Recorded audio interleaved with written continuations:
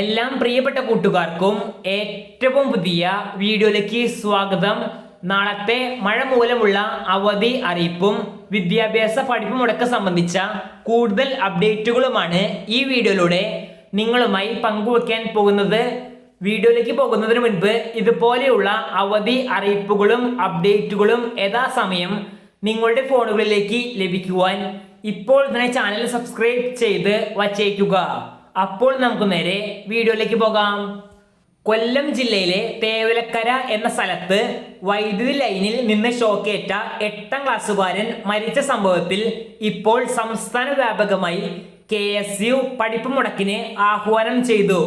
നേരത്തെ വന്ന അറിയിപ്പുകൾ അനുസരിച്ച് കൊല്ലം ജില്ലയിൽ മാത്രമായിരുന്നു KSUയുടെ പഠിപ്പ് മുടക്ക് ഉണ്ടായിരുന്നത്. എന്നാൽ ഇപ്പോൾ വരുന്ന അറിയിപ്പുകൾ അനുസരിച്ച് കേരളത്തിലെ 14 ജില്ലയിലും നാളെ വിദ്യാഭ്യാസ ബന്ദിന് ആഹ്വാനം ചെയ്തിട്ടുണ്ട്. ഇതുകൂടാതെ മഴ മൂലമുള്ള അവധി അറിയിപ്പുകൾ കൂടുതൽ കുട്ടികൾ ചോദിക്കുന്നുണ്ട്. ഇതുമായി ബന്ധപ്പെട്ട് ശക്തമായ മഴ മൂലം നാളെ, അതായത് ജൂലൈ 18-ന് കാസർഗോഡ് ജില്ലയിലെ പ്രൊഫഷണൽ കോളേജുകൾ ഉൾപ്പെടെയുള്ള എല്ലാ വിദ്യാഭ്യാസ സ്ഥാപനങ്ങൾക്കും കാസർഗോഡ് ജില്ലാ കളക്ടർ അവധി പ്രഖ്യാപിച്ചിട്ടുണ്ട്. വരുന്ന മണിക്കൂറുകളിൽ തന്നെ കൂടുതൽ ജില്ലകളിൽ അവധി പ്രഖ്യാപിക്കുവാൻ നല്ല സാധ്യതയുണ്ട്. അവധി പ്രഖ്യാപിച്ചാൽ നിങ്ങളിലേക്ക് എത്തുവാൻ ഇപ്പോൾ തന്നെ ചാനൽ സബ്സ്ക്രൈബ് ചെയ്ത് വച്ചേക്കുക. നന്ദി.